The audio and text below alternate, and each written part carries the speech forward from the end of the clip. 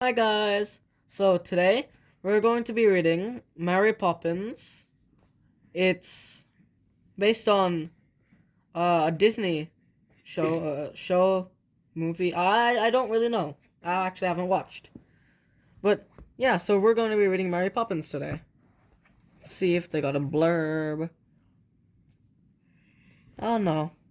I mean, Unless you're there's wondering, I'm also here, but I'm not gonna read because I'm sick. so no, this one's just a description on Treasure Cove stories. I'm gonna read it anyways though. An enduring and engaging collection of stories to share, featuring well loved characters and beautiful illustrations. These timeless books will nurture a child's imagination and help develop a lifelong love of reading. But yeah, I'm pretty sure that's on the back of every book. We need So let's go into it. Dive into it. Huh? It was morning on Cherry Tree Lane. Admiral Boom had shot off his morning cannon to give the day a proper start. Miss Lark, in the biggest house on the lane, had sent her dog Andrew out for his morning stroll. But in the nursery at number 17 Cherry Tree Lane, Jane and Michael Banks were still in bed. Up, up, said Mary Poppins, their nanny, pulling back their blankets with a firm hand. We'll have no lounging about on a supercalifragilisticexpialidocious day. Supercala what, Mary Poppins? Close your mouth, Michael. We're not a codfish. Supercalifragilisticexpialidocious, of course. If you can't think of a word that says just what you want to say, try supercalifragilisticexpialidocious. And it just describes today. That got Jane and Michael all up and dressed and breakfasted in record time. Out to the park we go, said Mary Poppins, hurrying them into their hats and coats. Spit spot this way.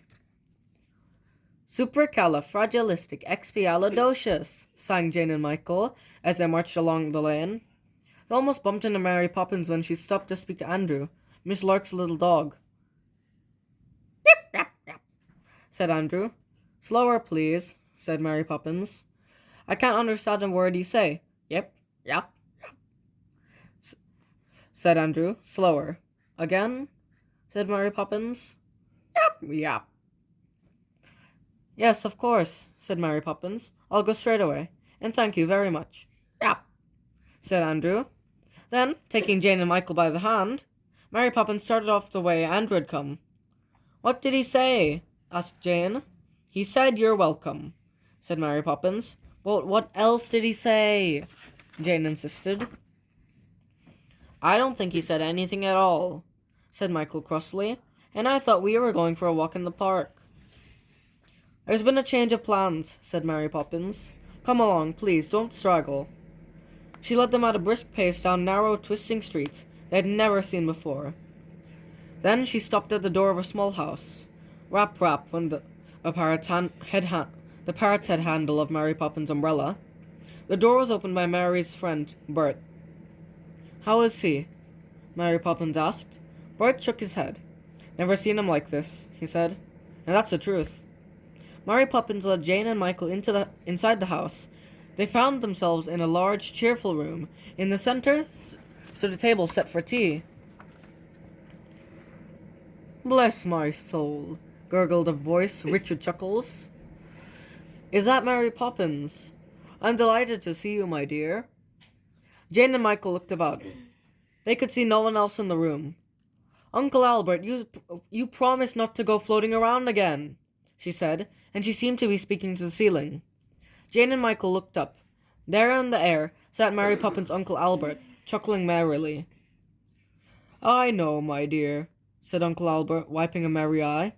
I tried, really I did, but I do so enjoy laughing, you know. Here the chuckles bubbled up so that he bobbed against the ceiling. And the moment I start, it's all up with me. To the children, and he whispered, it's laughing that does it, you know. Jane and Michael were trying hard to be polite. They kept their faces straight, but the first laughter sparkled out of their eyes. Then it bubbled up their throats. They began to chuckle. By this time, Bert was rolling about, shaking with laughter. As they watched, he rose into the air and soon was bobbing about beside Uncle Albert. Michael's chuckle grew to a laugh. So did Jane's. Soon they were simply filled with laughter. It bubbled out and they felt lighter and lighter until their feet left the floor and they floated up to the ceiling. How nice, said Uncle Albert. I was hoping you'd turn up. Do make yourselves comfortable, my dears. I must say, you're a sight, the lot of you, said Mary Poppins, her arms folded in a way that Jane and Michael knew meant she disapproved. You know, speaking of sights, said Bert, that reminds me of my brother who has a nice cushy job in a watch factory. Is that so? Said Uncle Albert. What does he do? You know what he does, gasped Bert, who was laughing so hard he could scarcely speak. He stands around in his watch factory all day and makes faces. At that, all four of them roared so with laughter that they turned somersaults in the air. I found a horseshoe today, said Bert, holding his sides. You know what that means? I certainly do, said Ed Albert. It means that poor horse is walking around in his stocking feet. Again, the room rocked with laughter. Only Mary Poppins looked stern. Most disgraceful thing I've ever seen, she snapped. Or my name isn't Mary Poppins. Speaking of names, said Bert, I know a man with a wooden leg named Smith. Really? chortled old Uncle Albert. What's the name of his other leg? More gusts of laughter. Now, then, Jane Michael, it's time for tea, said Mary Poppins firmly from below. I will not have my schedule disrupted. Oh, please stay, begged Uncle Albert. He pointed at the table on the floor. I have a splendid tea waiting for us. If you could, manage to get the table to... With a rattle and a bump, the table began to jerk. Then, up it rose through the air, cups, cakes, teapots, and all.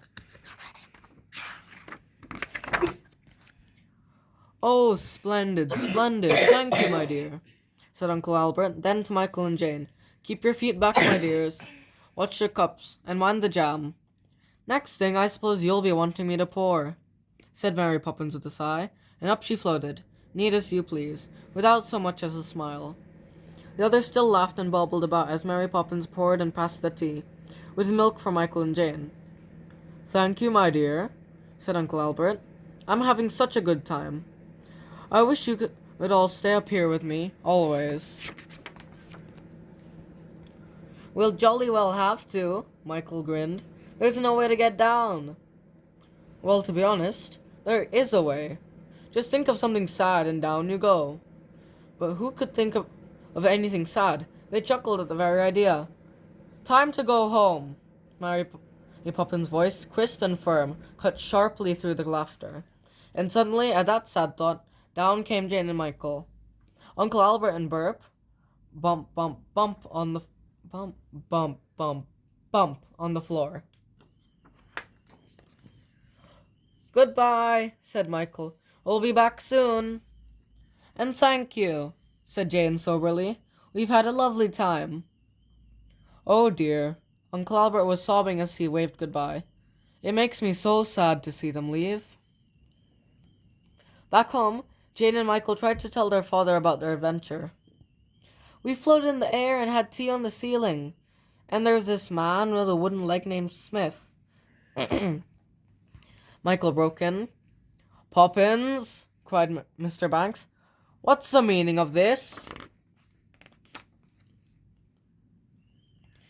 Children will be children, sniffed Mary Poppins.